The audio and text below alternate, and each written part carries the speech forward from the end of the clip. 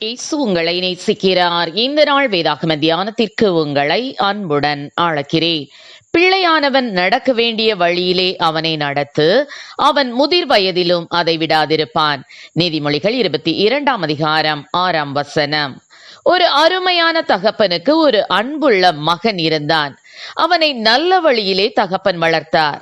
அந்த மகன் பெரியவனாகி ஒரு நல்ல வேலையில் அமர்ந்தான். அவனுடைய தகப்பனார் உண்மையும் நேர்மையும் உள்ளவர். அந்த மகன் நல்லபடியாக தன் வேலையை செய்து கொண்டிருந்த போது திடீரென்று சில நாட்களில் அவன் கோடிக்கணக்கில் பணத்தை கையாடியது தெரிய வந்தது. அவன் சிறையில் அடைக்கப்பட்டு அவனது காரியங்கள் நீதிமன்றத்தில் வந்தபோது அவன் எதையும் சட்டை பண்ணாமல் இருந்தான். கடைசியில் நீதிபதி தன் தீர்ப்பை கூறும் தருணம் வந்து அவன் எழுந்து நிற்கும் போதுதான் கவனித்தான் அவனது தகப்பனாரும் அங்கு எழுந்து நிற்பதை. எப்பொழுதும் தலை நிமிர்ந்து நிற்கும் தன் தகப்பனின் முகம் வாடி போய் சோகத்தோடு குனிந்த தலையோடு தன் மகன் இப்படிப்பட்டவனாய் மாறுவதற்கு தான் காரணமோ என்று கலங்கியபடி நின்றிருப்பதை கண்ட அவன் இருதயம் உடைந்தது. நேர்மையான தன் தகப்பனுக்கு இப்படி துரோகம் செய்து விட்டோமே என்று அப்போதுதான் அவன் உணர்ந்து கதற ஆரம்பித்தான். ஆம், எனக்கு அருமையானவர்களே, நம் பிள்ளைகள் பெரியவர்களாகும் போது எப்படி இருப்பார்கள் என்பதை நாம் அவர்களுடைய சிறு வயதிலேயே தீர்மானிக்க முடியாது. நல்ல பெற்றோருக்கு பிறந்த பிள்ளைகளும் வழி தப்பி தவறி போவது உண்டு. எனினும் பெரும்பாலான நேரங்களில் பெற்றோர்களின் தேவ பயமற்ற வாழ்க்கை பெற்றோருக்கு பயப்படாத ஒரு சந்ததியை உருவாக்கும். கர்த்தருடைய வழியில் நடந்து அவரை கனப்படுத்த கவனமில்லாத பெற்றோர்களின் பிள்ளைகள் சீர்கெட்டு போக பெற்றோர் வழிவகுக்கின்றனர். சிறு வயதிலிருந்தே பிள்ளைகளை ஆடம்பரமான சூழ்நிலைகளில் வளர்க்கும் பெற்றோர்களால் பிள்ளைகள் சீர்கெட்டு போகிறார்கள். பிள்ளைகளின் தேவைகளுக்கு அதிகமாக பாக்கெட் மணி வாரி வழங்கும் பெற்றோர்களால் பிள்ளைகள் ஒழுங்கு தவறிய வாழ்க்கை முறையை பழகிவிடுகிறார்கள்.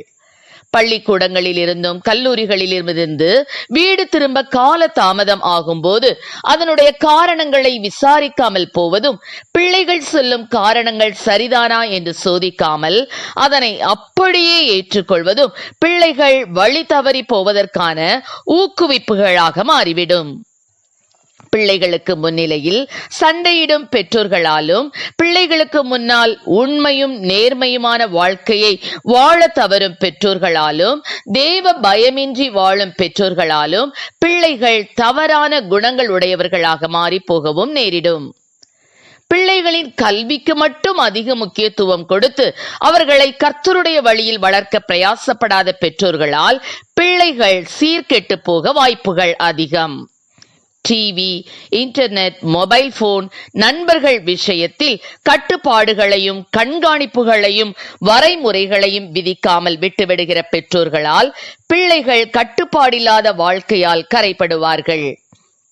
பிள்ளைகளை அன்பாக நடத்தாமலும் அன்பாக பேசாமலும் பிள்ளைகளோடு சகஜமாக பழகாமலும் அதிகார தோரணையோடு ஹிட்லர்த்தனமாக பிள்ளைகளை நடத்தும் பெற்றோர்களால் பிள்ளைகள் வித்தியாசமான முறையில் வழி தவறி போக வாய்ப்புகள் உண்டு. ஆம் பிரியமானவர்களே, பிள்ளைகள் கர்த்தரால் வரும் சுதந்திரம் என்று வேதம் நமக்கு கூறுகிறது. அப்படி தேவன் நமக்கு சுதந்திரமாக கொடுத்த பிள்ளைகளை கர்த்தருக்கு பயந்து பெற்றோருக்கு கீழ்ப்படியும் பிள்ளைகளாக வளர்ப்போமாக. கர்த்தர் நம்மை ஆசீர்வதிப்பாராக.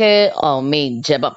எங்களை அதிகமாய் நேசித்து நடத்துகிற எங்கள் அன்பின் பரலோக பிதாவே, இந்த நாட்களில் கூட அப்பா ஒவ்வொரு பிள்ளைகளுக்காக உடைய சமூகத்தில் வருகிறோம் ஆண்டவரே. அப்பா, பிள்ளைகள் கர்த்தரால் வரும் சுதந்திரம் ஆண்டவரே. அப்படிப்பட்ட பிள்ளைகள் ஆண்டவரே உமக்கேற்ற பயத்திலும் பக்தியிலும் வளரக்கூடிய கிருபைகளை கொடுப்பீராக ராஜா.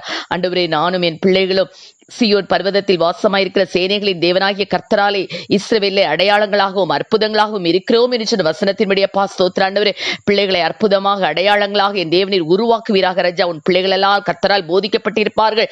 பிள்ளைகளின் சமாதானம் பெரிதாயிருக்கும் என்று வசனத்தின்படி ஆண்டவரே.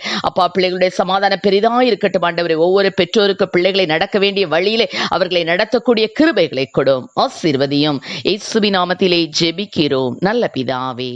ஆமென்.